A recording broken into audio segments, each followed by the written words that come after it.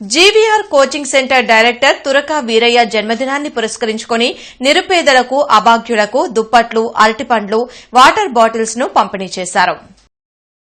ఈ కార్యక్రమాన్ని Amma Vodi charitable trust మరియు అంబేద్కర్ ఆలోచన వేదిక ఫిరంగపురం వారి ఆధ్వర్యంలో నిర్వహించినట్లు సంస్థల ప్రతినిధులు అల్లాడి శ్రీనివాసరావు, కాకి రామారావు తెలియజేశారు. ఈ సందర్భంగా వారు మాట్లాడుతూ జీవీఆర్ కోచింగ్ సెంటర్ డైరెక్టర్ గా తురక వీరయ్య ఎంతో మంది విద్యార్థులకు ప్రభుత్వ ఉద్యోగాలను కల్పించి వారి జీవితాల్లో వెలుగును నింపారని అన్నారు.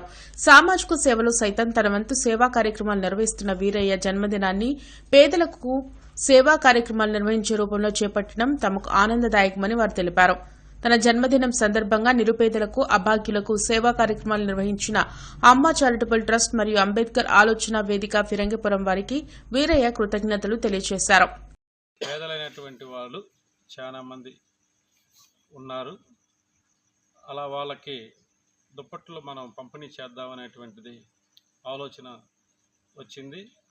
ఆ ఆలోచన రావటం చాలా గొప్ప విషయం అని చెప్పేసి మేము ఫిరంగిపురంలో తన బర్త్డే కార్యక్రమాన్ని ఆపుకొని ఆ కార్యక్రమాన్ని ఈ గుంటూరు పట్టణంలో అనాథలైనటువంటి పాపం కనీసం సలికి వణుకుతున్నటువంటి పేదలు ఎంతోమంది ఉన్నారు.